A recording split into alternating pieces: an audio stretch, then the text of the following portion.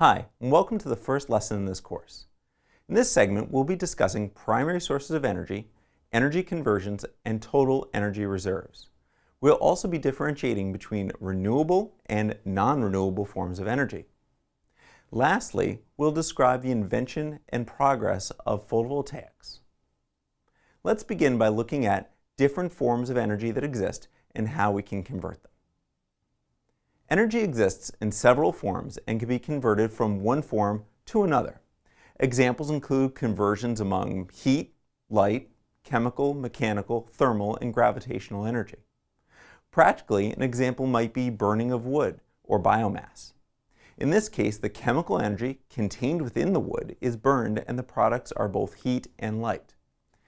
The conversion is chemical energy to heat and light energy.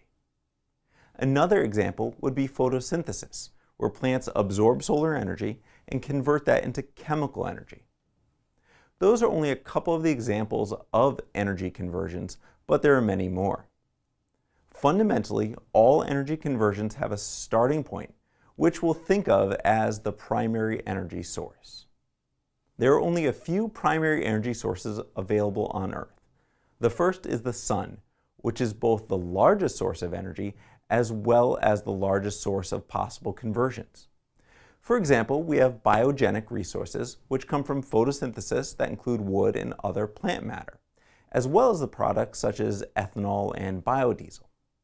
Under the right conditions, those same photosynthetic products are converted to energy-dense fossil fuels, such as coal, crude oil, and natural gas.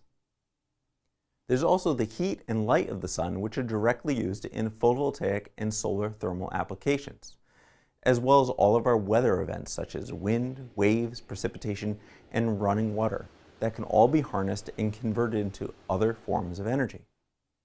Another primary source of energy is the Earth itself. Contained within the Earth are minerals like uranium, which are used in the nuclear energy industry.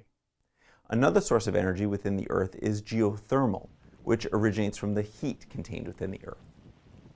The third form of primary energy is the actual Earth's movement and satellite movement within the solar system.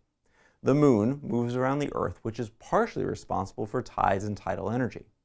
The force of gravity resulting from Earth's orbit and attraction to the sun provides some forms of energy that we can also use.